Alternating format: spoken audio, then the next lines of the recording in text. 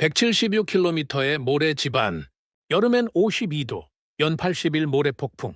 누가 봐도 불가능이라 결론 난 이 땅에 세계 최고 건설사들조차 머리를 숙였습니다.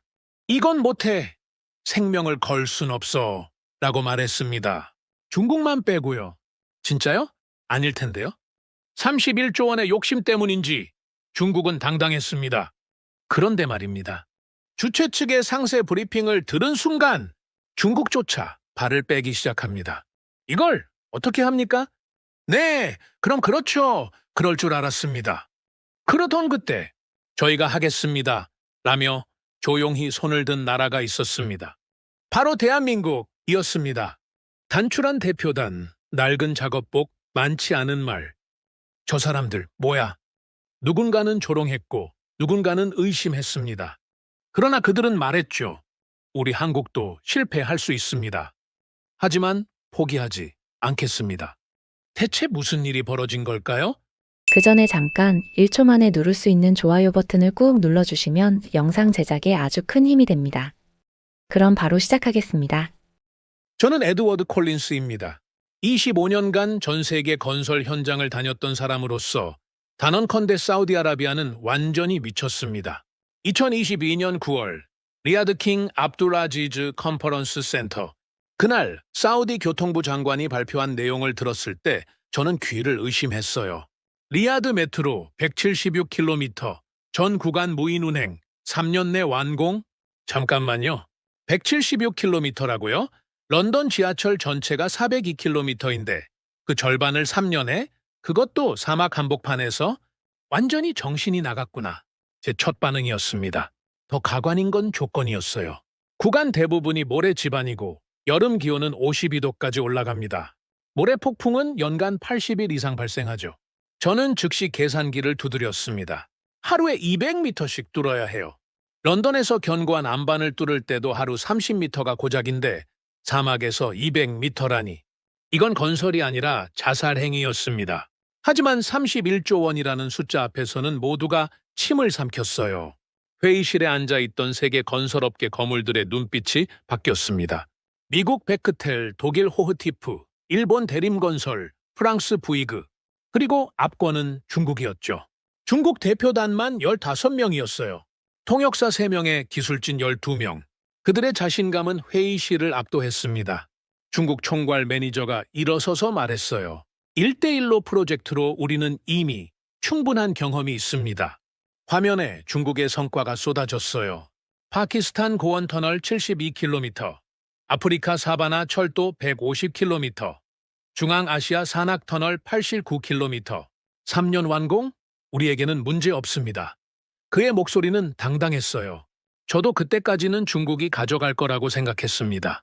규모, 경험, 자본력 모든 면에서 압도적이었거든요. 그런데 사우디 기술진이 본격적인 질문을 던지기 시작했어요. 52도 사막에서 TBM이 과열되면 어떻게 하시겠습니까? 냉각 장치를 가동하면 됩니다. 그런데 모래가 장비에 들어가면요? 청소하면 되죠. 모래 폭풍이 불 때는 어떻게 작업하시겠습니까? 기다리면 됩니다.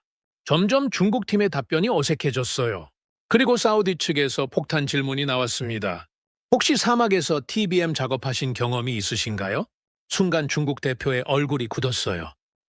직접적인 사막 경험은 없지만 그럼 모래 지반 붕괴로 인한 사상자 발생 시 책임은 누가 지시겠습니까? 이 질문에 회의실이 얼어붙었습니다. 사실 저도 알고 있었어요. 2019년 인도네시아에서 중국이 진행한 터널 공사에서 지반 붕괴로 23명이 매몰된 사건을 2020년 말레이시아에서도 12명이 목숨을 잃었죠. 모두 중국 회사들이 맡은 프로젝트였습니다. 중국 대표가 당황하며 말했어요. 그런 일은 일어나지 않을 겁니다. 어떻게 보장하시겠습니까? 최선을 다하겠습니다. 그 순간 저는 알았어요. 끝났다고. 미국 베크텔 대표가 먼저 손을 들었습니다. 죄송합니다. 위험 부담이 너무 큽니다. 독일 호흐티프도 고개를 저었어요. 보험사에서 승인이 불가능할 것 같습니다. 일본은 아예 조건을 걸었습니다. 일정을 7년으로 늘려주시면 검토해 보겠습니다. 하나둘씩 빠져나갔어요. 31조 원의 유혹도 목숨 앞에서는 무력했습니다. 그리고 마지막에 중국이 백기를 들었어요. 중국 대표가 떨리는 목소리로 말했습니다. 저희도 이 프로젝트는 포기하겠습니다. 그 순간 회의실이 완전히 조용해졌어요. 온 세상이 멈춘 것 같았습니다. 전 세계 최강의 건설 국가들이 모두 항복한 거였거든요. 사우디 장관의 얼굴이 철청났습니다. 왕세자의 꿈이 무너지는 순간이었어요. 비전 2035의 핵심 프로젝트가 첫날부터 좌초된 거죠. 그럼 이 프로젝트는 무산되는 건가요? 장관이 힘없이 물었어요. 바로 그때였습니다. 사무관 한 명이 황급히 뛰어들어와서 장관 귀에 뭔가 속삭였어요. 장관이 놀란 듯 고개를 끄덕인 후 서류 한 장을 꺼냈습니다. 잠깐만요. 아직 한 곳이 더 남았네요. 모든 시선이 장관에게 집중됐어요. 한국에서 참여 의사를 보내왔습니다. 삼성물산이라는 회사가. 한국, 저는 귀를 의심했어요. 삼성은 알고 있었죠. 핸드폰 만드는 회사 아닌가. 그런데 건설도 해요? 회의실이 웅성거렸습니다. 한국이 뭘 할 수 있다고? 중국도 못하는데? 저기 작은 나라 맞지? 독일 대표가 비웃으며 말했어요. 한국, 김치나 만들던 나라 아닌가? 일본 팀장도 고개를 저었습니다. 자동차나 겨우 만드는 수준인데. 중국 대표는 아예 킥킥거렸어요. 우리도 못하는 걸 한국이 한다고? 웃기는 소리네. 하지만 저는 이상하게 궁금했어요. 도대체 무슨 배짱으로 나선 걸까? 그때 제 머릿속에 문득 떠오른 게 있었어요. 몇 년 전 두바이에서 본 부르즈 칼리파. 세계에서 가장 높은 빌딩 말이에요. 그걸 지은 회사가 혹시 삼성물산이었나? 급하게 핸드폰으로 검색해봤습니다. 맞았어요. 부르즈 칼리파, 말레이시아 트윈타워, 타이베이 백실 모두 삼성물산 작품이었습니다. 잠깐만, 이 회사가 이런 걸 지었다고? 더 검색해보니 입이 벌어졌어요. 세계 10대 마천루 중 5개가 삼성물산 건설이었습니다. 그런데 왜 아무도 몰랐을까요? 사우디 장관이 말했습니다. 3일 후 삼성물산 대표단이 도착합니다. 미국 대표가 비꼬며 말했어요. 시간 낭비 아닙니까? 한국이 뭘 할 수 있다고. 하지만 저는 달랐어요. 갑자기 호기심이 폭발했습니다. 한국, 정말 뭔가 있는 건 아닐까? 그날 밤 호텔에서 저는 밤새 한국에 대해 조사했어요. 삼성물산의 프로젝트들을 하나하나 보면서 충격을 받았습니다. 세계에서 가장 어려운 건설 프로젝트들을 다 해낸 회사였어요. 그런데 왜 아무도 몰랐을까? 왜 중국은 유명한데 한국은 숨어 있었을까? 혹시 아니 우리 모두가 한국을 완전히 무시하고 있었던 건 아닐까? 더 놀라운 건 한국의 기술력이었어요. 조선업계 세계 1위, 반도체 세계 1위, 자동차 수출 6위.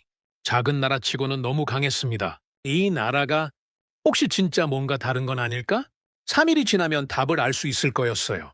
한국이라는 나라가 정말 무엇을 보여줄지. 중국이 포기하고 미국이 손살에 치고 독일이 고개 저은 그 프로젝트를 말이에요. 그때는 몰랐습니다. 그 호기심이 제 인생을 송두리째 바꿔놓을 줄은. 사막의 모래바람이 호텔 창문을 두드리는 밤, 저는 처음으로 한국이라는 나라에 대해 진심으로 궁금해했습니다. 도대체 무슨 자신감으로 나선 걸까? 전 세계가 불가능하다고 한 그 일을. 답은 3일 후에 알 수 있을 거였어요. 3일이 지났습니다. 솔직히 말해서 저는 그 사이에 잠을 제대로 못 잤습니다. 한국이라는 나라가 계속 머릿속을 맴돌았거든요. 부르즈 칼리파를 지은 회사라고? 정말로? 더 조사해봤더니 정말 놀라웠습니다. 말레이시아 트윈타워, 타이베이 베뱅글, 쿠알라룸푸르 클래스코 센터. 세계적인 초고층 빌딩들이 주르륵 나왔습니다. 그런데 왜 아무도 몰랐을까요? 왜 중국은 그렇게 자랑하는데 한국은 조용했을까요? 혹시 이 나라가 진짜 뭔가 숨기고 있는 건 아닐까? 그런 생각이 계속 들었습니다. 2022년 9월 28일 오전 킹 칼리드 국제공항. 저는 사우디 기술 검토단 일원으로 삼성물산 대표단을 마중 나갔습니다. 공항에서 기다리는데 정말 궁금했습니다. 도대체 어떤 사람들이 올까? 중국처럼 15명짜리 대규모 팀일까? 비행기 문이 열리고 사람들이 나오기 시작했는데 뭔가 다르더군요? 다른 나라 대표단들은 대부분 양복 차림에 가방 잔뜩 들고 나왔는데 한국 팀은 절반이 작업복을 입고 있었습니다. 그것도 깔끔한 작업복이 아니라 진짜 현장에서 뛸 것 같은 작업복 말이죠. 저 사람들이 31조 원짜리 프로젝트를 입찰하러 온 게 맞습니까? 대표단 규모도 독특했습니다. 중국이 15명이었다면 한국은 겨우 8명. 많지 않은 인원이었지만 뭔가 각자가 전문가 같은 느낌이었습니다. 허튼 사람을 데려온 것 같지 않았어요. 가장 먼저 나온 사람이 저에게 다가왔습니다. 안녕하세요, 콜린스 박사님? 40대 중반 정도로 보이는 남자였는데 악수할 때 손이 거칠더군요. 현장을 많이 다닌 사람의 손이었습니다. 네, 맞습니다. 저는 김성호입니다. 삼성물산 PM이에요. 영어가 유창하지는 않았지만 정확했습니다. 그리고 뭔가 진지한 분위기가 있었어요. 중국 팀의 화려한 자신감과는 완전히 달랐습니다. 정말로 이 프로젝트가 가능하다고 생각하십니까? 제가 직설적으로 물어봤습니다. 김 PM의 답변이 인상적이었습니다. 불가능해 보이는 걸 가능하게 만드는 게 저희 일이거든요. 허세가 아니었습니다. 그냥 담담하게 말하는 건데 뭔가 믿을 만한 구석이 있었어요. 공항에서 호텔로 가는 차 안에서 저는 더 궁금해졌습니다. 그런데 혹시 사막에서 공사해 본 경험이 있으십니까? 김 PM이 웃으며 말했어요. 직접적인 사막 경험은 없어요. 하지만 저희는 준비를 많이 했습니다. 준비라고 하시면? 네. 2년 전부터 사막 환경을 시뮬레이션해서 테스트했거든요. 한국에서 말입니다. 2년 전부터 아직 입찰도 안 했는데? 그럼 계약도 안 됐는데 미리 준비하신 거입니까? 저희는 하겠다고 마음먹으면 끝까지 합니다. 그 말에 저는 할 말을 잃었습니다. 이 사람들 진짜 다르구나. 다음 날 아침 첫 프레젠테이션이 있었습니다. 같은 회의실이었는데 이번에는 분위기가 달랐습니다. 다들 호기심 반, 의심 반이었죠. 과연 뭘 보여줄까? 한국팀이 준비한 자료는 정말 독특했습니다. 중국처럼 화려한 성공 사례를 늘어놓지 않았습니다. 대신 기술적 데이터가 빼곡했어요. 발표를 시작한 것도 김 PM이 아니라 기술팀장이었습니다. 박민수라는 분이었는데 첫 마디부터 강렬했어요. 저희는 이 프로젝트가 왜 불가능해 보이는지부터 말씀드리겠습니다. 뭐라고? 자기들이 왜 안 될 거라는 얘기를 먼저 한다고? 첫째, 52도 고온. 둘째, 모래 지반 붕괴. 셋째, 모래 폭풍. 넷째, 무인 시스템 보안. 다섯째, 200m의 굴착 속도. 화면에 문제점들이 나열됐습니다. 다른 나라들이 포기한 이유들을 고스란히 보여주고 있었어요. 그래서 저희는 이 5가지를 해결할 수 있는 기술을 개발했습니다. 그때 스크린에 나타난 게 충격이었습니다. 지금까지 본 적 없는 TBM 설계도였어요. 이것이 저희가 개발한 K열차단 시스템입니다. 결차단? 처음 듣는 용어였습니다. 52도 사막에서도 TBM 내부 온도를 25도로 유지할 수 있습니다. 그리고 모래 유입을 실시간으로 감지해서 자동으로 압력을 조절하죠. 사우디 기술진이 질문했습니다. 실제로 테스트 해봤습니까? 네. 카타르 도하 메트로에서 부분 적용했습니다. 고온 환경에서 완벽하게 작동했어요. 저는 메모했습니다. 카타르 테스트, success. 그런데 정말 놀라운 건 그 다음이었습니다. 그리고 이것이 실제 제작된 TBM입니다. 화면에 거대한 기계 사진이 나타났습니다. 진짜 만들어진 TBM이었어요. 잠깐, 뭐라고? 아직 계약도 안 됐는데 장비를 미리 만들었다고? 회의실이 술렁거렸습니다. 혹시 계약이 안 되면 어떻게 하시려고요? 독일 대표가 물었습니다. 김 PM이 조용히 말했습니다. 저희는 이 프로젝트를 반드시 해내겠다는 각오로 왔습니다. 그래서 미리 준비한 거죠. 그 말에 회의실이 완전히 조용해졌습니다. 다른 나라들은 할 수 있다면 하겠다는 시기였는데 한국은 반드시 하겠다는 거였거든요. 사우디 장관이 물어봤습니다. 그럼 정말로 3년 안에 176km를 뚫을 수 있다는 겁니까? 박 팀장이 답했습니다. 저희 계산으로는 2년 8개월이면 가능합니다. 뭐라고? 3년도 부족해서 다들 포기했는데 2년 8개월이라고? 어떻게 그게 가능하죠? 저희 TBM은 하루 평균 40m 굴착이 가능합니다. 날씨가 좋으면 50m도 뚫을 수 있어요. 40m? 일반적인 TBM이 하루 10에서 20m인데 40m라고? 정말입니까? 네, 증명해 보겠습니다. 그 순간 저는 소름이 돋았습니다. 이 사람들 정말 자신 있구나. 며칠 후 드디어 현장 시연이 있었습니다. 리야드에서 차로 2시간 거리에 있는 실제 사업 구간이었습니다. 사막 한복판이었어요. 끝없이 펼쳐진 모래 언덕, 뜨거운 바람, 그리고 45도의 살인적인 온도. 5분만 서 있어도 땀이 뻘뻘 났습니다. 여기서 정말 지하철을 뚫겠다는 겁니까? 그런데 한국팀의 첫 작업이 남달랐습니다. 사무실이나 숙소부터 차리는 게 아니라 바로 땅을 파기 시작하더군요. 뭘 하시는 겁니까? 제가 물어봤습니다. 집안 상태를 직접 확인해 보는 겁니다. 현장 팀장이 대답했어요. 서류상 데이터와 실제는 다를 수 있거든요. 다른 나라 팀들은 에어컨 틀어놓고 회의실에서 도면 보고 있는데 한국 팀만 사막 한복판에서 삽질하고 있었습니다. 미쳤나? 싶었는데 그게 아니었어요. 3일 동안 계속 샘플을 채취하더니 갑자기 현장 팀장이 김 PM에게 뭔가 보고했습니다. 17m 지점에 안반층이 있어요. 도면과 3m 차이 나요. 알겠습니다. TBM 각도를 2도 조정하죠. 실시간으로 수정하고 있었습니다. 서류만 보고 온 게 아니라 정말 현장을 파악하고 있었어요. 그리고 일주일 후 정말 놀라운 광경을 봤습니다. 트럭 수십 대가 줄지어 사막으로 들어오더니 거대한 장비들을 하나씩 내리기 시작했습니다. TBM 부품들, 크레인, 전력 설비, 통신 장비까지. 이걸 언제 준비한 겁니까? 계약 확정 전부터 준비했습니다. 김 PM이 웃으며 말했어요. 정말 대단한 배짱이었습니다. 수십억 원짜리 장비를 미리 들여놓다니. 그리고 TBM 조립이 시작됐습니다.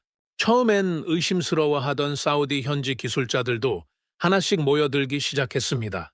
한국 팀의 작업 방식이 남달랐거든요. 이 볼트는 왜 이렇게 조이나요? 현지 기술자가 물어봤어요. 50도 고온에서 금속이 팽창하거든요. 그걸 계산해서 여유를 둔 겁니다. 한국 엔지니어가 설명했어요. 아, 그렇구나.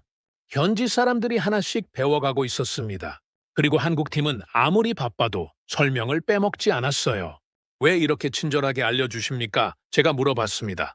같이 일해야 하는 사람들이잖아요. 한 기술자가 대답했어요. 모르면 사고 날 수도 있고요. 그때 저는 느꼈습니다. 이 사람들은 그냥 일하는 게 아니라 정말 성공하려고 하는구나. TBM이 거의 완성되어 갈 무렵 사우디 교통부 장관이 직접 현장을 찾았습니다. 장관도 처음엔 의심스러운 표정이었어요. 정말로 이걸로 사막을 뚫겠다는 겁니까? 김 PM이 TBM 앞으로 안내했습니다. 직접 보시죠.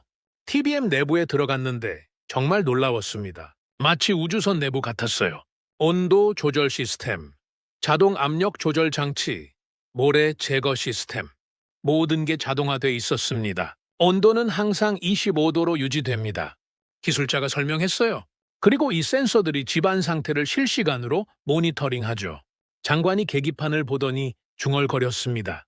저 기술, 진짜인가? 그 말에 저도 고개를 끄덕였습니다. 처음에는 의심했지만 이제는 확신이 들기 시작했어요. 하지만 가장 인상 깊었던 건 따로 있었습니다. 작업이 끝나고 한국 팀이 장비를 정리하는 모습이었어요. 다른 나라 팀들은 보통 현지 인력에게 정리를 맡기는데 한국 팀은 직접 했습니다.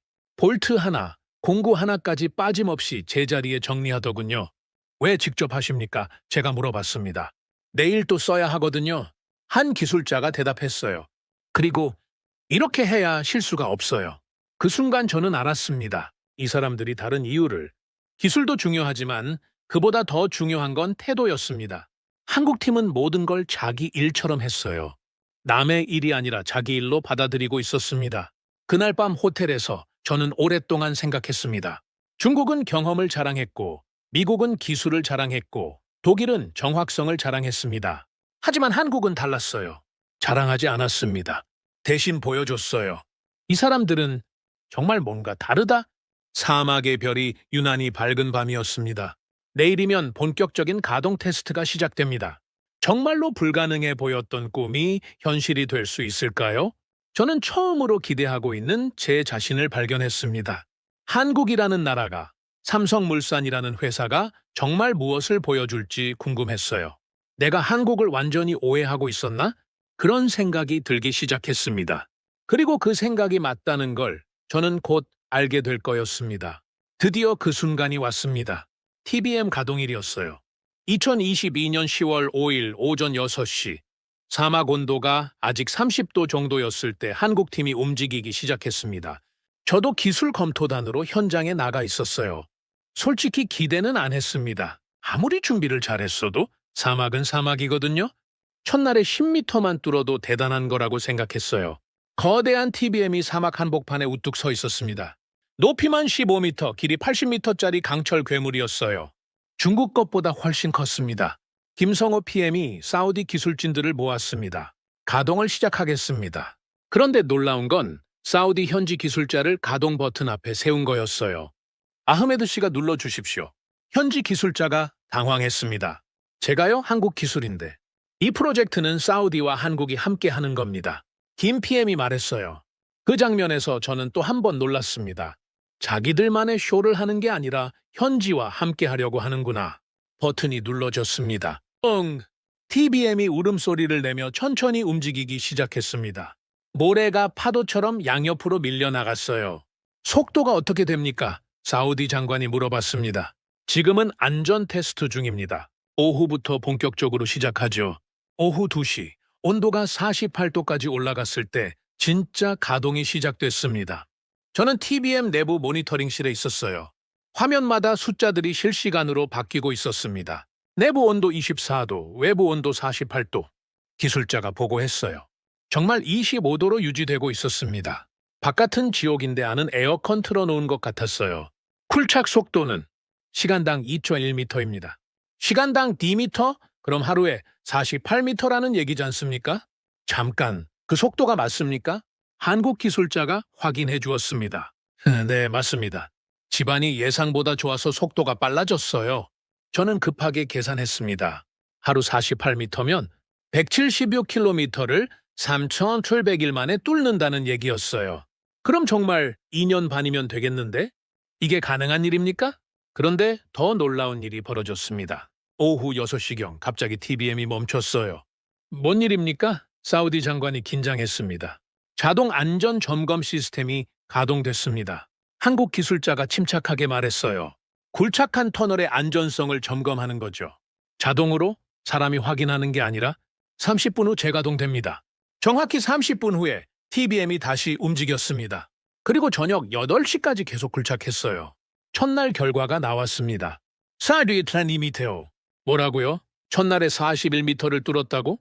사우디 기술진이 재측정을 요청했습니다. 혹시 계측 오류 아닙니까? 한국팀이 다시 측정했어요. 결과는 똑같았습니다. 42.2m. 그 순간 현장이 조용해졌습니다. 일반적인 TBM이 하루에 10에서 20m 뚫는 게 정상인데 첫날에 41m라니. 게다가 사막에서 말이에요. 이게 정말 맞는 겁니까? 사우디 기술국장이 직접 확인하러 들어갔습니다. 그리고 나와서는 할 말을 잃었어요. 티어네얼리. 완벽합니다. 벽면도 매끄럽고 보강도 정확하고. 저는 그때 처음으로 한국팀을 다시 봤습니다. 이 사람들은 그냥 빠른 게 아니었어요. 빠르고 정확했고 동시에 안전했습니다. 다음날 아침 중동 언론들이 현장에 몰려왔습니다. 전날 소식이 퍼진 거였어요. 사막에서 하루 40m 굴착, 세계 신기록, 한국 기술, 불가능을 현실로, 삼성 CNT 사막을 정복하다. 헤드라인들이 쏟아졌습니다. 그런데 한국팀의 반응이 독특했어요. 전혀 들뜨지 않더군요. 기자가 김 PM에게 물어봤습니다. 세계 신기록을 세우신 기분이 어떠십니까? 아직 시작일 뿐입니다. 176km 중 고작 41m를 뚫었을 뿐이에요. 하지만 다른 나라들은 모두 포기했는데 저희는 포기라는 단어를 모릅니다. 그 대답에 저는 소름이 돋았습니다. 허세가 아니라 진심이었어요. 둘째 날, 셋째 날 계속 비슷한 속도가 나왔습니다. 하루 평균 38에서 42m. 안정적이었어요. 그런데 더 놀라운 건 따로 있었습니다. TBM이 굴착하는 동안 한국팀이 뭘 하는지 봤는데 그냥 기계만 돌리는 게 아니었어요. 실시간으로 데이터를 분석하고 내일 작업을 준비하고 장비를 점검하고 저건 공사 현장이 아니라 연구소 같다. 제 솔직한 감상이었습니다. 일주일이 지나자 누적 결과가 나왔어요. 7일 동안 283m. 하루 평균 40.4m였습니다. 이 속도면 정말 2년 반에 끝낼 수 있겠는데? 사우디 기술진들도 이제 표정이 바뀌었습니다. 의심에서 기대로 변하고 있었어요. 그런데 저는 다른 걸 보고 있었습니다. 한국팀이 일하는 방식을요. 아침 6시에 시작해서 저녁 8시에 끝나는데 중간중간 쉬는 시간에도 계속 뭔가 하고 있었어요. 장비 점검, 내일 계획 수립, 안전 교육. 쟤들은 언제 쉬지? 더 신기한 건 전혀 힘들어하지 않는다는 거였어요. 오히려 즐기는 것 같았습니다. 왜 이렇게 열심히 하십니까? 제가 한 기술자에게 물어봤어요. 재밌거든요? 그가 웃으며 대답했어요. 어려울수록 더 재밌어요. 어려울수록 재밌다고? 이 사람들 정말 다르구나? 2주차가 되자 더 놀라운 일이 벌어졌습니다. 사우디 현지 기술자들이 한국팀 방식을 따라하기 시작한 거예요. 왜 저렇게 정리하나요? 효율적이니까요. 왜 매일 장비를 점검하나요? 안전하니까요. 현지 사람들이 자연스럽게 한국 방식을 받아들이고 있었습니다. 그리고 3주째 되던 날, 정말 충격적인 일이 일어났어요. 하루 굴착량이 47m가 나온 겁니다. 47m라고요? 제 측정 결과도 같았어요. 47m. 그 순간 저는 깨달았습니다. 이 사람들은 갈수록 빨라지고 있다는 걸. 적응하고 있구나. 사막에 적응하고, 장비에 적응하고, 현지 환경에 적응하면서 오히려 속도가 빨라지고 있었어요. 중동 전체 언론이 난리가 났습니다. Korean Miracle in Desert. Samsung breaks world record daily. The small nation with big technology. 헤드라인이 연일 쏟아졌어요. 그런데 한국팀은 여전히 덤덤했습니다. 언론에서 기적이라고 하는데요? 기자가 물어봤어요. 기적은 아닙니다. 박민수 기술팀장이 답했어요. 그냥 준비를 많이 했을 뿐이에요. 그 대답에 저는 또 소름이 돋았습니다. 준비를 많이 했을 뿐이라고? 2년 전부터 시뮬레이션하고 장비를 미리 만들고 사막 환경을 연구한 게 그냥 준비라고? 우린 늘 한국은 작다고 말했지. 제 메모장에 적힌 글이었어요. 작아서 무서운 줄은 몰랐다. 한 달이 지나자 누적 굴착량이 1.2km를 넘었습니다. 176km 중 1%도 안 되는 거리였지만 그 의미는 달랐어요. 이 속도면 정말 해낼 수 있겠다. 사우디 왕실에서도 관심을 보이기 시작했습니다. 왕세자 모하메드 빈 살만이 직접 현장 방문 일정을 잡았어요. 하지만 저에게 가장 인상 깊었던 건 따로 있었습니다. 한국팀이 사막을 대하는 태도였어요.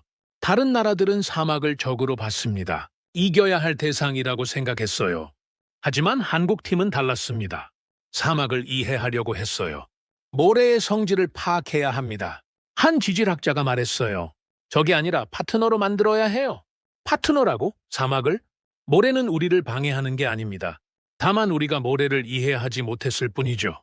그 말에 저는 깊이 생각하게 됐습니다. 그렇구나. 다른 나라들은 사막과 싸우려고 했는데 한국은 사막과 협력하려고 하는구나. 그래서 속도가 빨랐던 거였어요. 싸우는 게 아니라 이해하고 있었으니까. 한 달 반이 지나자 더 놀라운 변화가 일어났습니다. 사우디 현지 기술자들이 완전히 한국팀을 따르기 시작한 거예요. 한국 방식으로 하면 더 안전해요. 한국 사람들 말이 맞아요. 우리도 한국처럼 해봅시다. 현장 전체가 한국 시스템으로 돌아가고 있었습니다. 그리고 2개월째 되던 날, 저는 완전히 확신하게 됐습니다. 누적 굴착량 2.8km. 계획보다 빨랐어요. 이 사람들은 정말 해낼 거다. 그날 밤 호텔에서 저는 메모장에 적었습니다. Korea, not just fast, but smart. 한국은 그냥 빠른 게 아니었습니다. 빠르고 정확했고 동시에 안전했어요. 모래보다 빠르게 파고든 건 TBM이 아니라 그들의 사고방식이었습니다. 그리고 저는 처음으로 이런 생각을 했어요. 내가 한국을 완전히 잘못 봤구나. 사막의 밤하늘을 보며 저는 한국이라는 나라에 대해 다시 생각하기 시작했습니다. 작다고 무시했던 그 나라가 실제로는 어마어마한 힘을 가지고 있었어요. 이제부터는 한국을 무시하면 안 되겠다. 그것이 제가 내린 첫 번째 결론이었습니다. 모든 게 순조로워 보였습니다. 하지만 제가 25년간 건설 현장을 다니면서 배운 게 있다면 사막은 절대 호락호락하지 않다는 거였어요. 3개월째 누적 굴착량이 4.2km를 넘어선 그때였습니다. 사우디 언론들은 연일 코리안 스피드를 찬양하고 있었고 현장 분위기도 한껏 고조돼 있었어요. 그런데 바로 그 순간이었습니다. 2022년 12월 15일 오후 3시 온도 49도 TBM 2호기가 새로운 구간에 진입하던 날이었어요. 저는 평소처럼 모니터링실에서 지켜보고 있었습니다. 갑자기 시끄러운 경고음이 울렸어요. 삐삐삐! 압력 변화 감지! 삐삐삐! 한국 기술자가 급하게 화면을 확인했습니다. 17m 하부 지점에서 압력 급강하, 수치가 정상 범위를 벗어났습니다. 뭔 일입니까? 집안 공동이 발견됐습니다.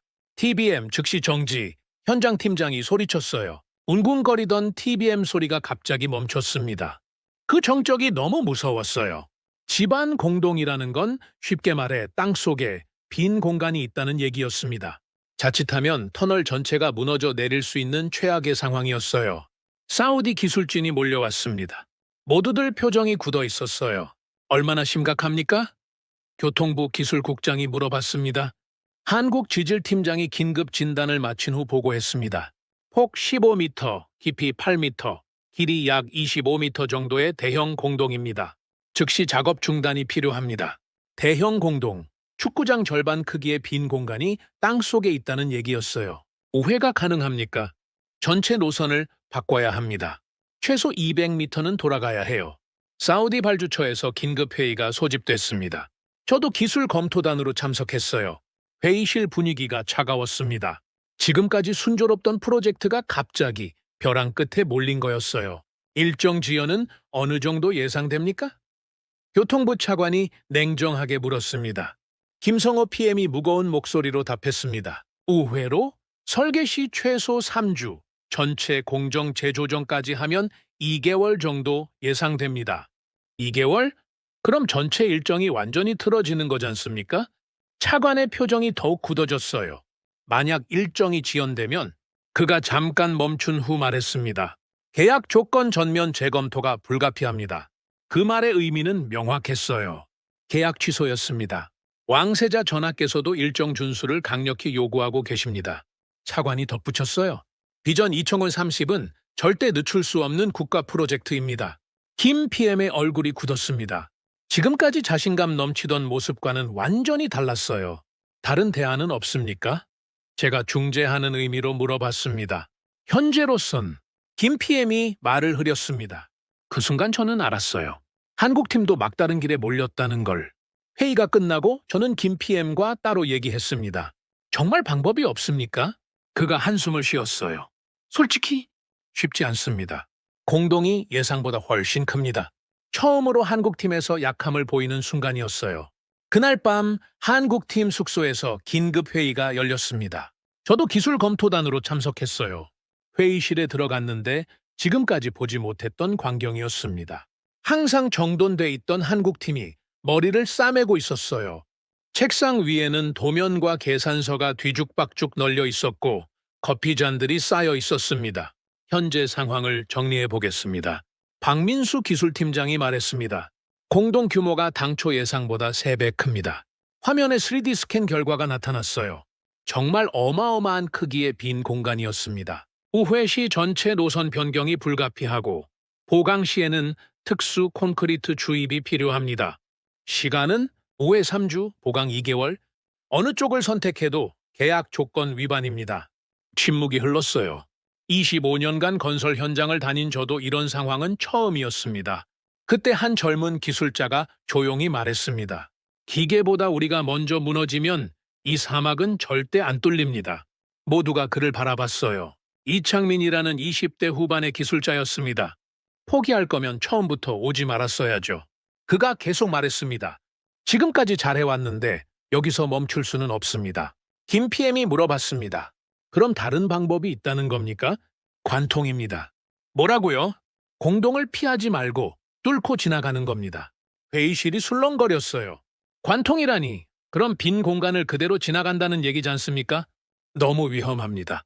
지질팀장이 말했습니다. 만약 붕괴되면 붕괴 안 되게 하면 됩니다. 이창민이 답했어요. 어떻게요? 임시 교량 구조를 만드는 겁니다. TBM이 지나갈 때만 잠깐. 그 아이디어에 모두가 놀랐어요. 지하에서 교량을 만든다고? 박 기술팀장이 계산하기 시작했습니다. 이론적으로는 가능할 수도 있겠습니다. 얼마나 걸립니까? 설계 2일, 시공 3일. 일주일이면 됩니다. 일주일? 우회나 보강보다 훨씬 빠르지 않습니까? 김 PM이 물었습니다. 성공 확률은 70% 정도, 아니 80%는 됩니다. 이창민이 자신 있게 말했어요. 그 순간 저는 한국팀의 진짜 모습을 봤습니다. 이들은 문제에 막히는 게 아니라 문제를 새로운 도전으로 바꾸는 사람들이었어요. 다음 날 사우디 측에 보고했습니다. 온도 제어 패치 시스템과 임시 교량 공법을 결합해서 공동을 관통하겠습니다. 사우디 기술국장이 놀라며 물었습니다. 그게 가능합니까? 가능합니다. 김 PM이 단호하게 답했어요. 일주일 안에 해결하겠습니다. 일주일이라고요? 네, 증명해 보겠습니다. 그때 차관이 조건을 걸었습니다. 만약 실패하면 계약은 즉시 종료됩니다. 알겠습니다. 김 PM이 고개를 끄덕였어요. 그 순간 저는 소름이 돋았습니다. 이 사람들 정말 목숨을 걸고 있구나. 일주일 후 결과가 나왔습니다. 공동 구간 완전 관통 성공. 터널 구조 안정성 100% 확인 성공했습니다. 정말로 일주일 만에 해낸 거였어요. 더 놀라운 건 그 과정에서 새로운 기술이 개발됐다는 거였습니다. 온도 제어 패치 시스템과 임시 교량 공법이 결합된 새로운 방식이었어요. 이건 세계 최초 기술입니다. 박 기술팀장이 보고했습니다. 앞으로 사막 터널 공사의 표준이 될 수 있겠어요. 그날 저는 메모장에 이렇게 적었습니다. Korea, they don't just solve problems. They create solutions for the world. 한국은 문제를 해결하는 게 아니라 세계를 위한 솔루션을 만드는 나라였습니다. 그리고 저는 완전히 확신하게 됐어요. 이 나라는 정말 다르다. 위기가 올 때마다 더 강해지는 나라, 문제를 기회로 바꾸는 나라. 그게 한국이었습니다. 사막의 밤바람이 차갑게 불어왔지만 제 마음은 뜨거웠어요. 한국에 대한 존경심이 타오르고 있었습니다. 공동 구간을 뚫고 나자 모든 게 달라졌습니다. 정말로 모든 게 말이에요. 2022년 12월 22일부터 본격적인 안전 궤도에 접어들었습니다. 온도 제어 패치 시스템이 완벽하게 작동하면서 TBM이 하루 평균 38m 이상을 꾸준히 유지하기 시작했어요. 더 이상 돌발 상황은 없었습니다. 한국팀의 위상이 완전히 바뀌었어요. 사우디 기술진들의 시선이 의심에서 존경으로 바뀌었습니다. 저 역시 마찬가지였어요. 이 속도면 정말 2년 반에 끝낼 수 있겠습니다. 사우디 기술국장 아흐메드 알 파이잘이 감탄하며 말했습니다. 하지만 더 놀라운 변화는 따로 있었어요. 사우디 현지 기술자들이 한국팀에게 본격적으로 배우기 시작한 겁니다. 처음에는 그냥 구경만 하던 현지 기술자들이 하나둘씩 다가와서 질문하기 시작했어요. 특히 젊은 기술자들이 적극적이었습니다. 이 계기판은 어떻게 보는 거예요? 23살 사우디 기술자 파하드가 물어봤어요. 한국 기술자 이재훈 씨가 친절하게 설명해 줬습니다. 이 파란 숫자는 압력이고 빨간 숫자는 온도입니다. 이 노란 선을 넘으면 주의, 빨간 선을 넘으면 위험이라는 신호예요. 왜 이렇게 자주 체크하나요? 5분마다 보는 것 같은데. 안전하니까요. 이재훈 씨가 웃으며 대답했어요. 5분마다 체크하면 사고를 미리 막을 수 있어요. 문제가 커지기 전에 알 수 있거든요. 파하드가 고개를 끄덕였습니다. 우리는 보통 1시간에 한 번 봤는데 그럼 위험해요. 사막에서는 5분 사이에도 많은 게 바뀔 수 있거든요. 온도, 압력, 집안 상태. 모든 게 빨리 변해요. 그런 대화들이 현장 곳곳에서 벌어지기 시작했어요. 왜 장비를 이렇게 자주 청소하세요? 또 다른 현지 기술자가 물어봤습니다. 모래가 끼면 고장 나거든요.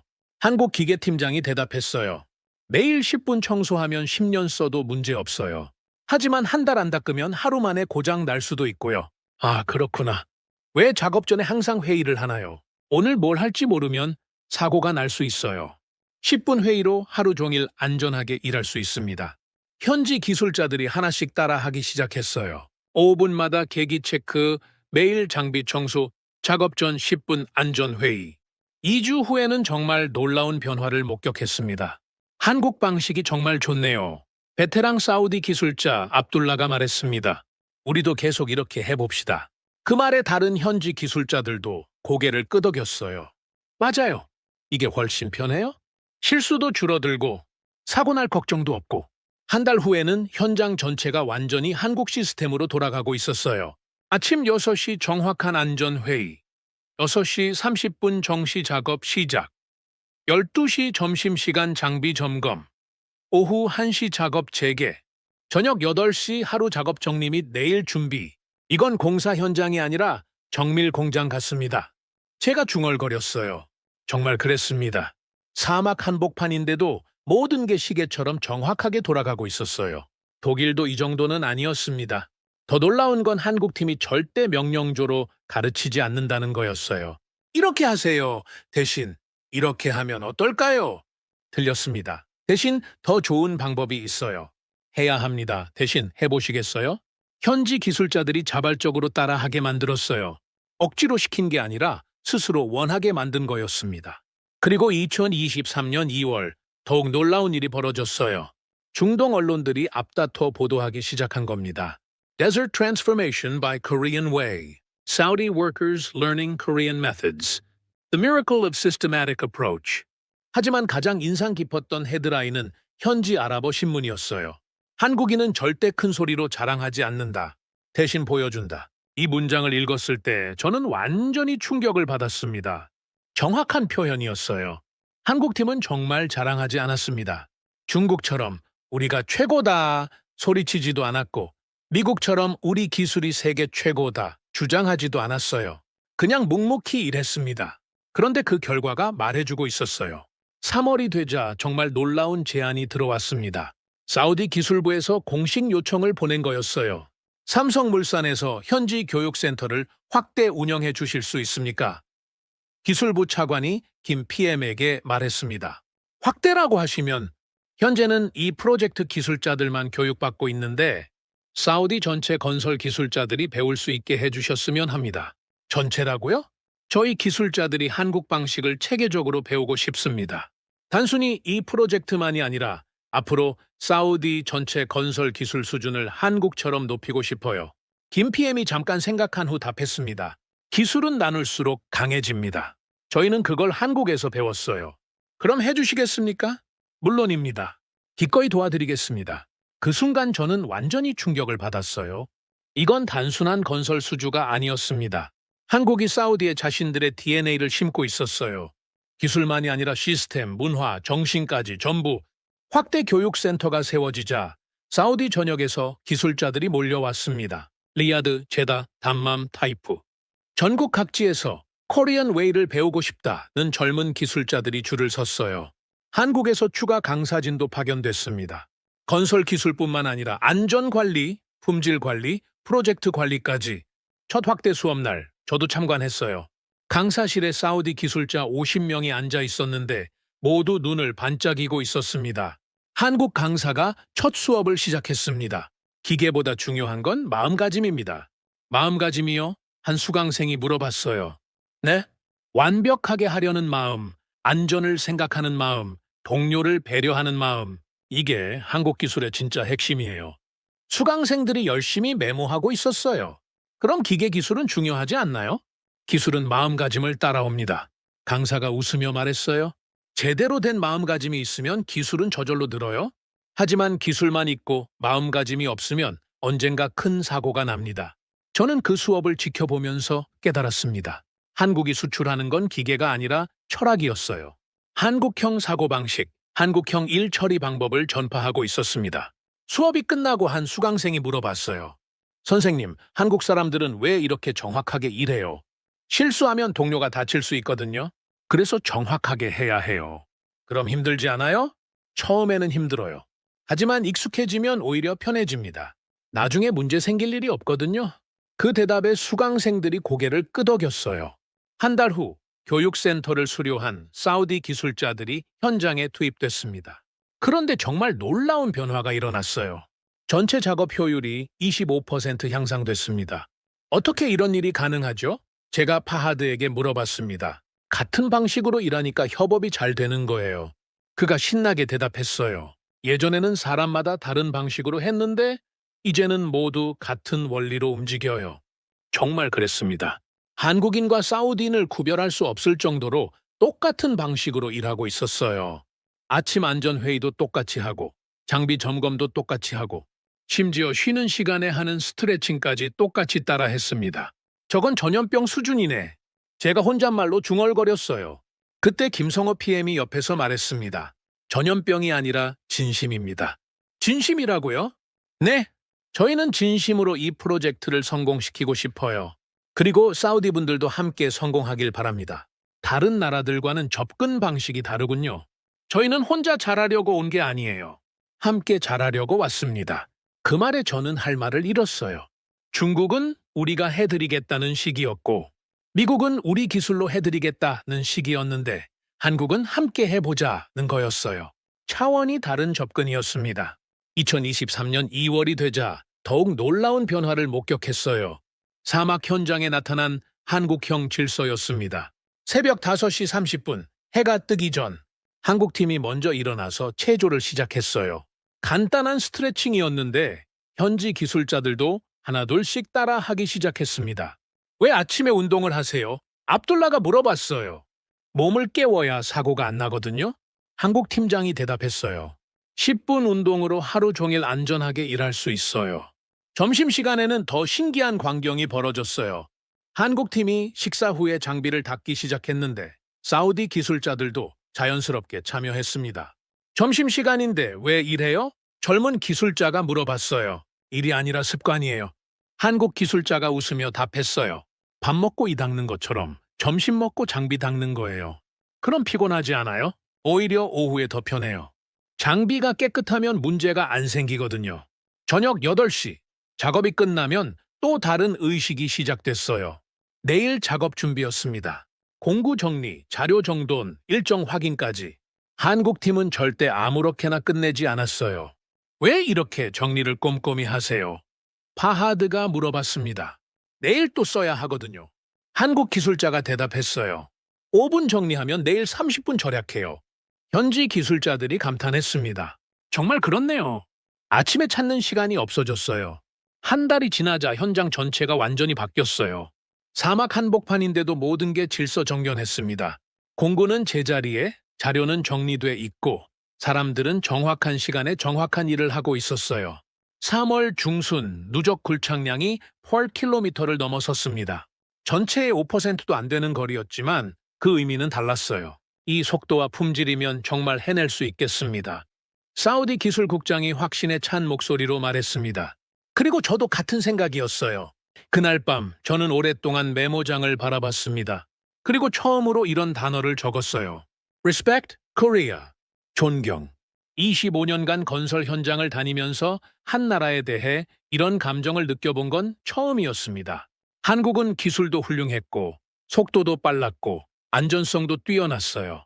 하지만 가장 놀라운 건 그들의 정신이었습니다.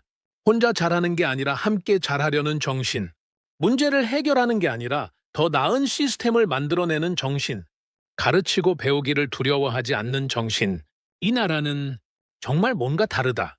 기계를 다루는 게 아니라 사람을 움직이고 있었어요. 철을 다루는 게 아니라 마음을 다루고 있었습니다. 사막 위의 별들이 유난히 밝게 빛나고 있었어요. 마치 한국을 축하하는 것 같았습니다. 앞으로 뭐가 더 나올까? 처음으로 순수한 기대감이 들었어요.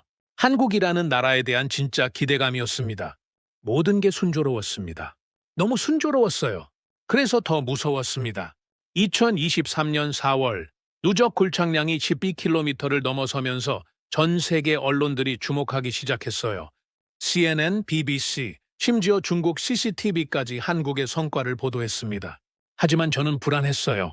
25년간 건설 현장을 다니면서 배운 게 있다면 너무 잘 될 때가 가장 위험하다는 거였습니다. 그리고 제 불안감이 현실이 됐어요. 2023년 7월 18일, 그날이 정말 악몽의 시작이었습니다. 마지막 난구간이라고 불리던 15km 지점. 지질 도상으로도 가장 복잡한 구역이었어요. 안반층과 사질토가 뒤섞여 있고 지하수가 복잡하게 흐르는 지역이었습니다. 이 구간만 넘으면 진짜 끝입니다.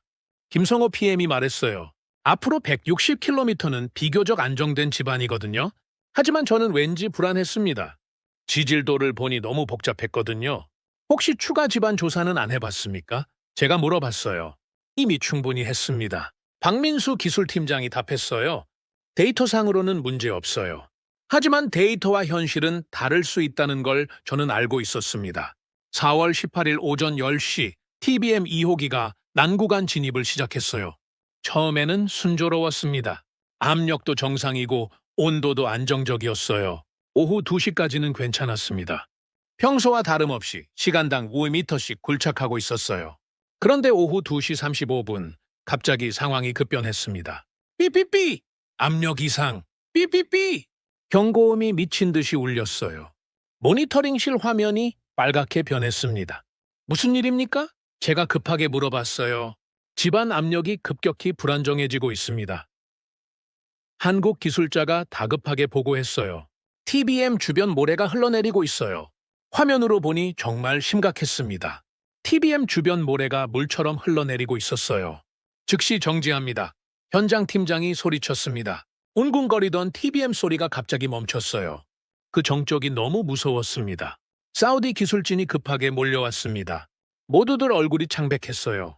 얼마나 심각합니까? 교통부 기술국장이 떨리는 목소리로 물어봤습니다. 한국 지질팀장이 긴급 진단을 마친 후 보고했습니다. 예상보다 훨씬 심각합니다.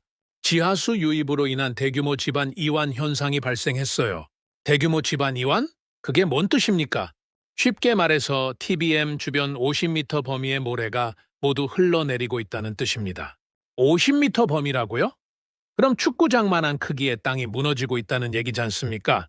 TBM은 안전합니까? 현재는 안전하지만 48시간 내에 조치를 취하지 않으면 TBM도 매몰될 위험이 있습니다. 48시간? 이틀 안에 해결하지 못하면 수백억 원짜리 장비가 사막에 묻힌다는 얘기였어요. 사우디 발주처에서 긴급 대책회의가 소집됐습니다. 분위기가 험악했어요. 이런 상황은 예상하지 못했습니까? 교통부 차관이 날카롭게 물어봤습니다. 김 PM이 고개를 숙였습니다. 죄송합니다. 지하수 유입량이 예상보다 10배 많았습니다. 그럼 어떻게 하시겠습니까? 검토 중입니다. 차관의 표정이 더욱 굳어졌어요. 만약 TBM이 매몰되면 전체 프로젝트가 중단됩니다. 그날 밤 한국팀 숙소는 완전히 전쟁터였어요. 기술자들이 모여서 밤새 대책을 논의하고 있었습니다. 펌프로 지하수를 빼내는 건 어떻습니까? 한 기술자가 제안했어요. 시간이 너무 오래 걸려요. 최소 일주일은 필요합니다. 지질팀장이 답했어요. 그럼 TBM을 후진시켜서 빼내는 건요? 이미 20m나 들어갔어요. 후진하면 터널이 무너집니다. 모든 방법이 막혀 있었어요. 7월 19일 저녁, 한국팀에서 마지막 대책회의가 열렸습니다. 김 PM이 무거운 표정으로 말했습니다. 솔직히 말씀드리면 일반적인 방법으로는 해결이 어렵습니다. 그럼 어떻게 하시겠습니까? 사우디 기술진이 물어봤어요. 그때 박민수 기술팀장이 조용히 말했습니다. 전원 수동 모드로 전환하겠습니다. 전원 수동 모드? 그게 뭔 뜻입니까? TBM 자동 제어를 포기하고 사람이 직접 들어가서 조작하는 겁니다. 뭐라고요? 사람이 직접 들어간다고? 너무 위험합니다. 사우디 기술국장이 소리쳤어요. 온도 50도에 습도 80%인 지하 공간에 사람이 들어간다고요? 다른 방법이 없습니다. 김 PM이 단호하게 말했습니다. 만약 사고가 나면 사고 안 나게 하겠습니다. 그 말에 모두가 조용해졌어요. 한 젊은 한국 기술자가 말했습니다. TBM이 멈춘 건 괜찮습니다. 우리가 멈추지 않으면 되니까요. 그 말에 저는 소름이 돋았어요. 이 사람들은 기계에 의존하는 게 아니라 결국은 사람의 의지로 해내려고 하는구나. 4월 20일 오전 정말로 수동 작업이 시작됐습니다. 한국 기술자 3명이 반결복을 입고 TBM 내부로 들어갔어요. 온도 50도, 습도 80%의 지옥 같은 환경이었습니다. 정말 괜찮습니까? 제가 걱정스럽게 물어봤어요. 괜찮습니다. 들어가는 기술자가 엄지손가락을 들어 보였어요. 30분마다 교대할 거예요. 통신기를 통해 지상과 연결됐습니다. 지하 상황 어떻습니까? 시야 확보됐습니다. 수동 조작 시작합니다. TBM이 다시 천천히 움직이기 시작했어요.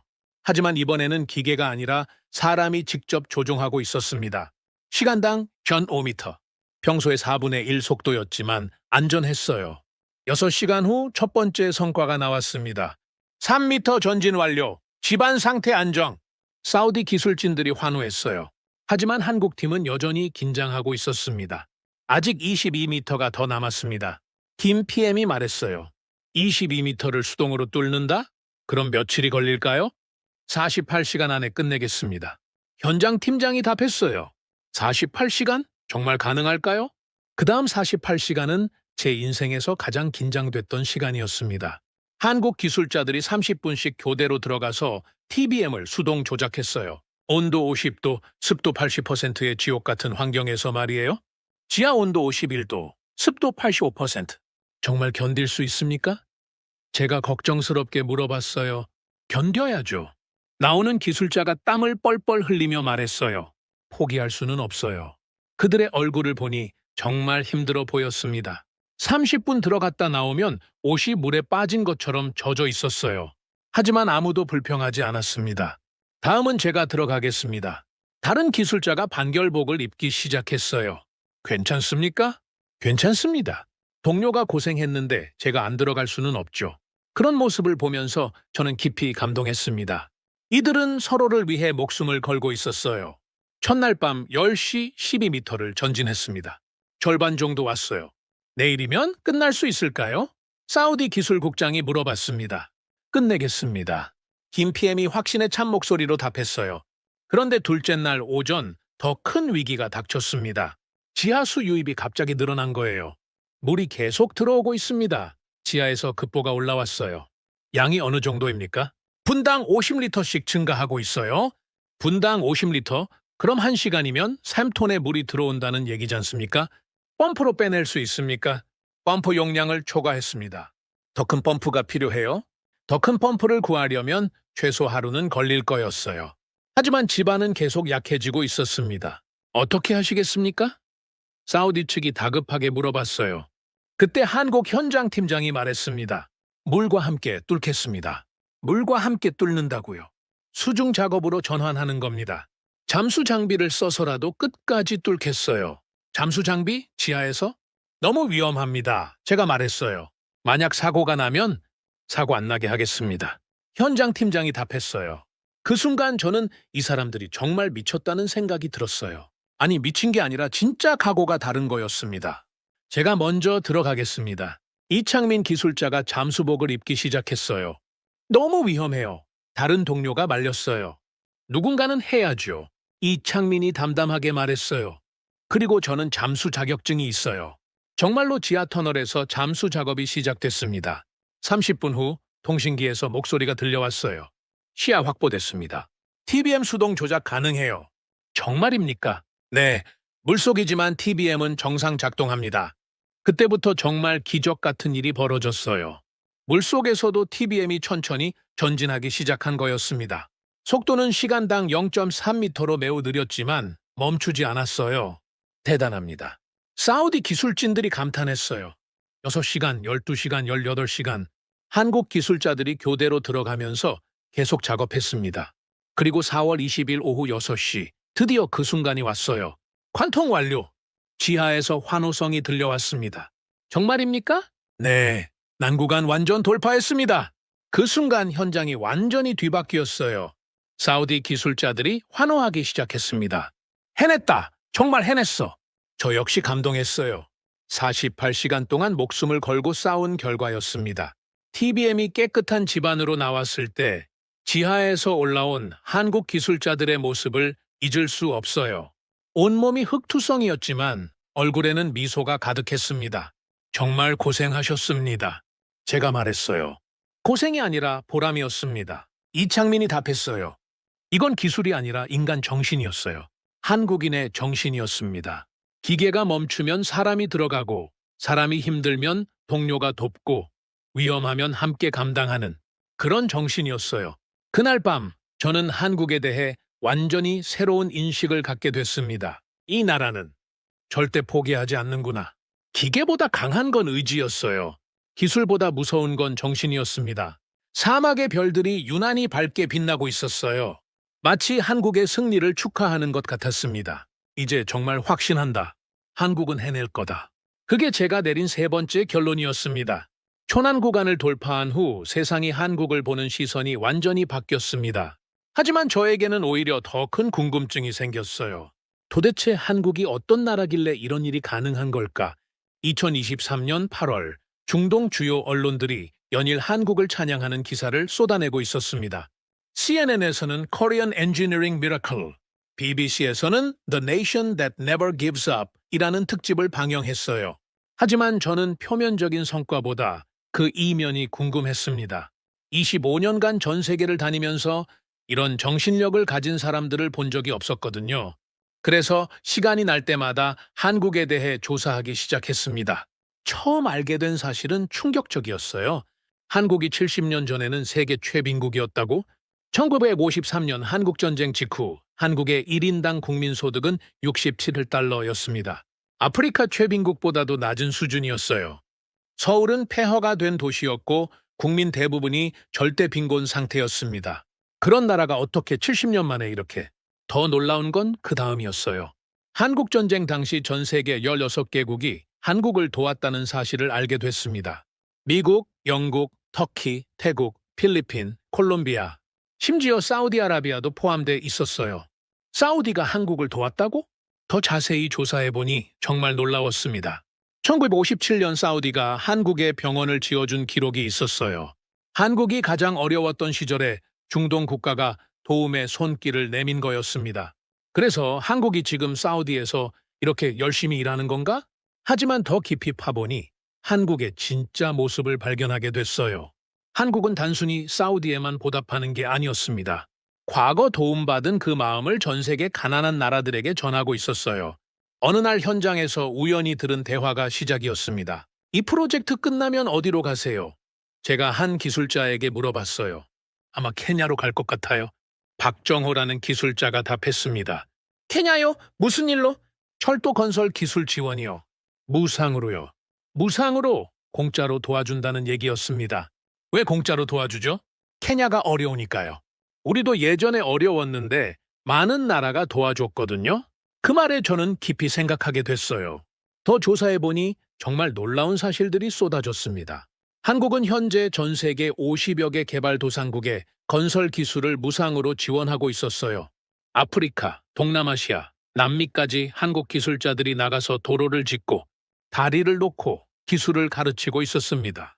가장 감동적이었던 건 방글라데시 사례였어요. 방글라데시에 무상으로 교량을 지어줬다고요? 네, 파드마 대교요. 한국이 기술 지원했어요. 김성호 PM이 말했어요. 더욱 놀라운 건 터키였어요. 한국 전쟁 때 터키군이 한국을 위해 싸웠는데 지금 한국이 터키 인프라 건설을 도와주고 있다는 거였어요. 터키 사람들이 한국을 형제의 나라라고 부른다고요? 네. 터키에서는 한국 전쟁을 잊혀진 전우라고 불러요. 그래서 우리도 터키를 특별히 생각하죠. 그제서야 저는 이해하기 시작했어요. 한국이 강한 이유를, 한국 사람들이 왜 그렇게 열심히 일하는지를 단순히 돈을 벌기 위해서가 아니었습니다. 받은 은혜를 갚기 위해서였어요. 그리고 그 은혜를 다른 어려운 나라들에게 전하기 위해서였습니다. 그래서 이렇게 열심히 하는구나. 사우디 프로젝트도 마찬가지였어요. 단순한 사업이 아니라 70년 전 받은 도움에 대한 보답이었던 거죠. 8월 중순 정말 놀라운 소식이 들려왔습니다. 사우디 프로젝트가 세계 건설업계에서 공식 인정을 받기 시작한 거였어요. 삼성물산이 세계 3대 건설사로 올라섰다고요? 네. ENR 순위에서 3위로 뛰어올랐어요. 기술팀장이 말했어요. ENR은 세계에서 가장 권위 있는 건설업계 평가기관이었습니다. 거기서 3위라는 건 실질적으로 세계 최고 수준이라는 뜻이었어요. 어떻게 갑자기? 갑자기가 아니에요. 지난 20년간 쌓아온 실력이 이번에 증명된 거죠. 정말 그랬습니다. 한국 건설업계의 세계 순위를 보니 놀라웠어요. 삼성물산 3위, 현대건설 8위, 대우건설 12위. 세계 톱 20 안에 한국 회사가 5개나 들어있었습니다. 언제부터 이렇게 강해진 거죠? 80년대부터 꾸준히 쌓아온 거예요. 중동에서 시작해서 아시아, 아프리카, 남미까지. 더 놀라운 건 그 다음이었어요. 세계 각국에서 한국에게 프로젝트를 맡기고 싶다는 요청이 쏟아지기 시작한 겁니다. 인도에서 뭄바이 메트로를 한국이 해줬으면 좋겠다고 했고, 이집트에서는 신행 정수도 건설에 한국 기술을 쓰고 싶다고 했어요. 아프리카에서는 더 직접적이었습니다. 한국처럼 해주세요. 케냐, 탄자니아, 가나. 아프리카 여러 나라에서 한국식 건설을 요청하기 시작했어요.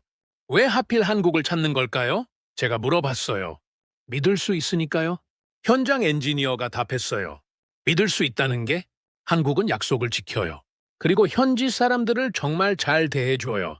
정말 그랬습니다. 저도 몇 달 지켜보니 한국 팀의 특별함을 알 수 있었어요.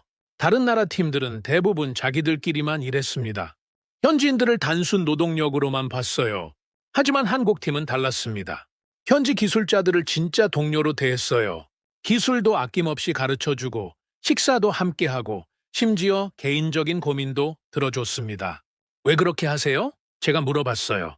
같이 살아가야 하는 사람들이니까요? 한 기술자가 답했어요. 우리가 떠나도 이 사람들은 여기서 계속 살아야 해요. 그럼 우리가 뭔가 남겨줘야 하지 않을까요? 그 말에 저는 깊은 감동을 받았습니다. 한국 사람들은 단순히 건물을 짓는 게 아니라 미래를 짓고 있었어요.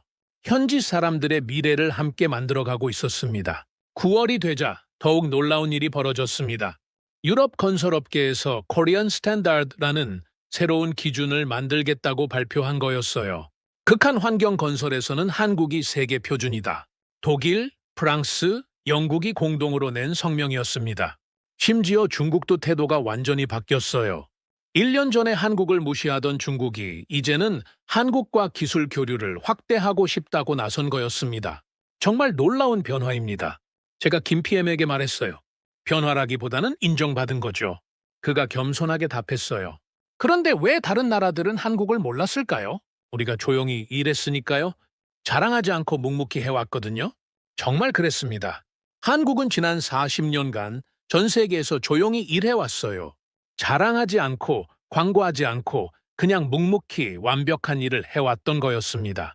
그런데 이번 사우디 프로젝트가 한국의 진짜 실력을 세상에 드러낸 거였어요. 10월 어느 날 정말 감동적인 이야기를 들었습니다. 사우디 현지 기술자 파하드가 저에게 말해준 얘기였어요. 콜린스 박사님, 저희 아버지가 한국 이야기를 하시더라고요. 어떤 이야기요? 1957년에 한국 사람들이 우리나라에 병원을 지어줬다고요. 그때 저희 할아버지가 그 병원에서 수술 받으셨대요. 정말요? 네. 그런데 이제 그 한국이 우리나라에 와서 지하철을 지어주고 있다니. 할아버지가 살아계셨으면 정말 좋아하셨을 거예요. 그 이야기를 들으면서 저는 깊은 감동을 받았습니다. 70년 전 한국이 가장 어려웠을 때 사우디가 도움을 줬고, 이제 한국이 그 은혜를 갚고 있는 거였어요. 그것도 가장 완벽한 방법으로 말이죠. 이게 바로 한국이구나. 저는 그제서야 완전히 이해했습니다. 한국이 강한 이유를, 한국 사람들이 왜 그렇게 열심히 일하는지를, 왜 절대 포기하지 않는지를, 받은 은혜를 잊지 않는 나라, 그 은혜를 갚기 위해 최선을 다하는 나라, 그리고 자신이 받은 도움을 다른 어려운 나라들에게 전하는 나라, 그게 한국이었습니다. 한국은 단순히 인프라를 짓는 게 아니라 감사를 현실로 만들고 있었어요. 그리고 그 감사의 마음이 전 세계로 퍼져나가고 있었습니다. 사막의 별들이 한국의 진짜 모습을 축복하듯 밝게 빛나고 있었어요. 2024년 2월 드디어 그 순간이 왔습니다. 누적 굴착량 170km, 전체 176km 중 96%를 완주한 거였어요. 이제 정말 끝이 보이네요. 제가 김성호 PM에게 말했습니다. 네, 3월이면 완전히 끝날 것 같아요. 그가 웃으며 답했어요. 하지만 저에게는 끝이 아니라 새로운 시작처럼 느껴졌습니다. 지난 2년간 제가 목격한 한국의 모습이 이제 전 세계로 퍼져나가고 있었거든요. 그 증거가 매일 현장으로 쏟아져 들어왔습니다. 오늘도 견학단이 오나요? 제가 물어봤어요. 네, 오늘은 아프리카 연합에서 30명이 온답니다. 현장 안내 담당자가 답했어요. 정말 놀라웠습니다. 매일같이 세계 각국에서 사람들이 몰려왔어요. 한국의 현장을 보기 위해서 말이죠. 독일, 프랑스, 일본은 물론이고 브라질, 인도, 심지어 아프리카 오지 국가들까지 모두가 코리안 메서드를 배우고 싶어 했습니다. 가장 인상적이었던 건 어느 날 온 케냐 대표단이었어요. 우리나라에도 이런 프로젝트가 있으면 좋겠습니다. 케냐 교통부 장관이 말했어요. 어떤 프로젝트요? 김 PM이 물어봤습니다. 철도요. 우리나라는 아직도 식민지 시대 철도를 쓰고 있어요. 너무 낡았어요. 그때 김 PM이 놀라운 대답을 했어요. 도와드리고 싶습니다. 정말요? 하지만 우리는 돈 얘기는 나중에 하죠. 일단 어떤 도움이 필요한지부터 알아봅시다. 그 대화를 들으면서 저는 또 한 번 감동받았습니다. 한국 사람들은 정말 도움을 먼저 생각하는 사람들이었어요. 이익을 따지기 전에 어떻게 도울 수 있을지부터 고민하는 거였습니다. 며칠 후 더 놀라운 소식을 들었어요. 한국 정부에서 아프리카 인프라 지원 프로그램을 확대한다고 합니다. 기술팀장이 말했어요. 어느 정도로요? 향후 10년간 50개국에 기술 지원을 무상으로 제공한다고 해요. 50개국의 무상 지원이라고요? 그게 얼마나 큰 규모인지 상상이 안 갔어요. 왜 그렇게 많이 도와주려고 하죠? 우리도 예전에 도움받았으니까요. 한 기술자가 자연스럽게 답했어요. 이제는 놀랍지도 않았습니다. 한국 사람들에게는 이게 너무 당연한 일이었거든요. 3월 초 정말 역사적인 순간이 왔습니다. 리야드 메트로 6개 라인 176km 완전 관통. 3년 반 만에 불가능해 보였던 프로젝트가 끝난 거였어요. 그날 현장에는 전 세계 언론들이 몰려들었습니다. CNN, BBC, NHK, 심지어 중국 CCTV까지 모든 방송사가 이 순간을 중계했어요. 인류 건설 역사상 가장 어려운 프로젝트 중 하나가 완성됐습니다. CNN 기자가 보도했어요. 하지만 정작 한국 기술자들은 덤덤했습니다. 축하합니다. 제가 김PM에게 말했어요. 고맙습니다. 그런데 이제 시작이에요. 그가 웃으며 답했어요. 시작이라고요? 네. 이 경험을 다른 나라에도 전해줘야죠. 정말 끝이 아니라 시작이었습니다. 한국에게는 말이죠. 완공식 다음 날 저에게 특별한 제안이 왔습니다. 콜린스 박사님, 혹시 한국에서 간견하실 의향이 있으십니까? 삼성물산 본사에서 연락이 온 거였어요. 한국에서요? 네. 서울대학교에서 세계가 본 한국 건설이라는 주제로 특강을 해주셨으면 합니다. 한국에서 간견이라 생각해보니 정말 하고 싶었어요. 제가 본 한국의 진짜 모습을 한국 사람들에게 직접 전하고 싶었습니다.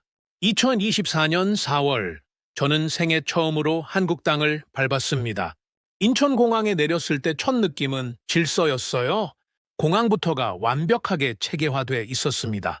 서울로 가는 길에 본 풍경들이 인상적이었어요. 고층 빌딩들이 질서정연하게 서 있고 지하철도 정시에 운행되고 사람들도 질서를 잘 지켰습니다. 빨리 발전한 나라구나. 하지만 더 놀라운 건 사람들이었어요.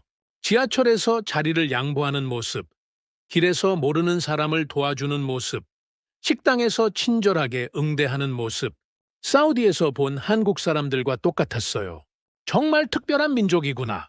서울대학교 강연장에는 500명이 넘는 학생들이 모였어요. 공학도들뿐만 아니라 다른 전공 학생들도 많이 왔습니다. 안녕하세요. 에드워드 콜린스입니다.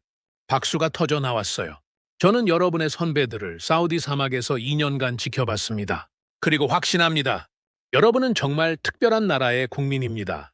학생들이 조용히 들었어요.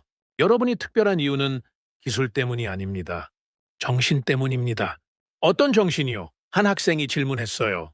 받은 은혜를 잊지 않는 정신. 그 은혜를 다른 사람에게 전하는 정신. 그리고 절대 포기하지 않는 정신입니다. 강연 후 많은 학생들이 질문했어요. 정말 우리나라가 그렇게 특별한가요? 특별합니다. 저는 25년간 전 세계를 다녔지만 한국 같은 나라는 처음 봤어요. 어떤 점이 가장 인상적이었나요? 여러분은 일을 할 때 돈보다 의미를 먼저 생각해요. 그게 가장 놀라웠습니다. 강연이 끝나고 한 학생이 개인적으로 다가왔어요. 교수님, 저는 건설공학과 3학년인데요. 졸업하면 해외에서 일하고 싶어요. 좋은 생각이에요. 그런데 무서워요. 제가 정말 잘할 수 있을까요? 저는 확신을 가지고 답했습니다. 잘할 수 있어요. 아니, 잘하는 정도가 아니라 세계 최고가 될 수 있어요. 정말요? 정말입니다.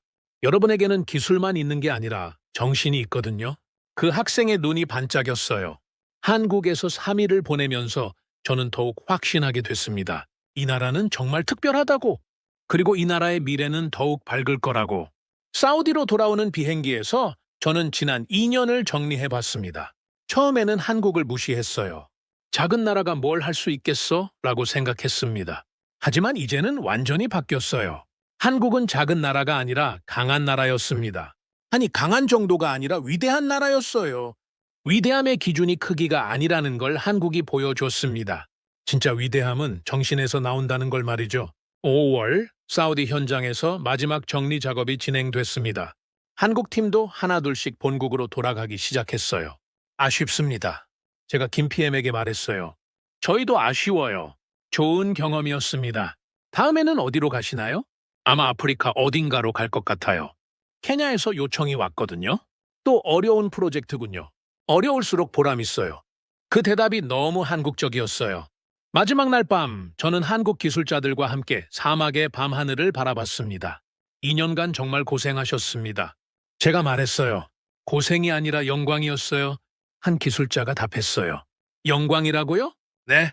우리나라를 세계에 알릴 수 있어서 영광이었어요. 그때 저는 마지막 질문을 했습니다. 한국은 앞으로 어떤 나라가 될까요? 김PM이 조용히 답했어요. 세계가 배우고 싶어 하는 나라가 될 거예요. 이미 그런 나라 아닌가요? 아직 시작일 뿐이에요. 우리가 진짜 보여줄 건 이제부터입니다. 그 말에 저는 깊은 감동을 받았습니다. 한국은 만족하지 않는 나라였어요. 항상 더 나은 모습을 꿈꾸는 나라였습니다. 다음 날 아침, 저는 공항으로 떠나는 한국 팀을 배웅했습니다. 안녕히 가세요. 그리고 정말 고맙습니다. 저희야말로 고맙습니다. 좋은 증인이 되어주셔서요. 증인이라는 말이 와닿았어요. 저는 정말 한국의 위대함을 목격한 증인이었습니다. 그날 밤 호텔에서 저는 마지막 메모를 적었습니다. I came to Saudi to observe a construction project. But I discovered something much greater. I discovered Korea. 저는 건설 프로젝트를 관찰하러 사우디에 왔습니다. 하지만 훨씬 더 큰 것을 발견했어요. 한국이라는 나라를 발견한 거였습니다. 그리고 마지막 문장을 적었습니다. Korea taught me that the size of a country is not measured by land, but by the size of its heart. And Korea has the biggest heart in the world. 한국은 저에게 나라의 크기는 땅으로 재는 게 아니라 마음으로 잰다는 걸 가르쳐 줬어요. 그리고 한국은 세상에서 가장 큰 마음을 가진 나라였습니다. 2024년 6월, 저는 런던으로 돌아갔습니다. 하지만 제 마음은 여전히 한국과 함께 있었어요. 지금도 전 세계 어딘가에서 한국 사람들이 묵묵히 일하고 있을 겁니다. 받은 은혜를 갚기 위해, 더 나은 세상을 만들기 위해 말이죠. 그리고 언젠가 세계는 깨달을 겁니다. 한국이 단순히 기술이 좋은 나라가 아니라 세상을 더 따뜻하게 만드는 나라라는 걸 말이에요. 사막 위에 떠올랐던 그 밝은 별들처럼 한국의 빛은 계속해서 전 세계로 퍼져나갈 것입니다. 흐름을 따르던 나라에서 흐름을 바꾸는 나라로. 한국이 없으면 세계가 멈춥니다. 오늘의 사연은 여기까지입니다. 구독과 좋아요는 영상 제작에 아주 큰 힘이 됩니다. 지금까지 감동테라스 저는 소희였습니다. 오늘도 우리 구독자님들의 가정에 따뜻한 행복이 가득하시길 진심으로 바라겠습니다. 긴 영상 끝까지 시청해주셔서 정말 감사합니다. 내일 더 좋은 이야기로 찾아뵙겠습니다. 감사합니다.